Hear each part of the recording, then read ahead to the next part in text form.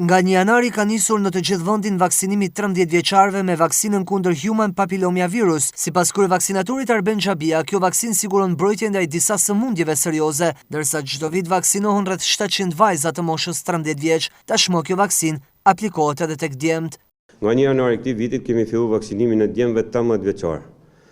Vaksina përmban 9 tipet e viruseve human papillomavirus. Janë virusi në tipet e 6-11 që të mbrojnë nga lythat genitale, ndërsa virusi 16 dhe 18 të mbron nga kanceri i qafës mitës tek vajzat, nga kanceri i organeve genitale po ashtu te vajzat, si edhe nga kanceri i organeve genitale mashkullore tek djemt dhe kanceri i fytit dhe i faringut, orofaringut.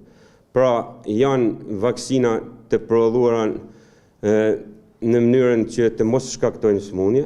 Vaksina nuk shkakton sëmundje sepse është e prodhuar nga një pjesë e virusit, nuk përmban ADN-n e virusit, por është me një pjesë të proteinike të virusit. Në çdo vit ne vaksinohen rreth 700 vajza të moshës 13 vjeçare.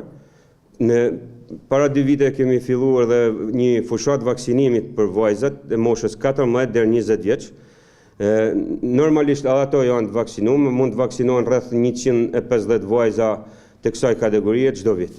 Vendimi për ta bërë vaksinimin të detyrueshëm edhe për djemt, sipas epidemiologëve, ka si qëllim parandalimin e disa llojeve të kancerit të lidhura me human papillomavirus. Tek vajzat vaksina mbron kryesisht nga kanceri i qafës së mitrës. Dozat e nevojshme për mbulimin e mbi 18.000 djemve që gjatë këtij viti mbushin 13 vjeç janë shpërndar tashmë në qendra shëndetësore. Sipas Institutit të Shëndetit Publik, që nga viti 2022 janë vaksinuar në total rreth 46.000 vajza kundër human papillomavirus.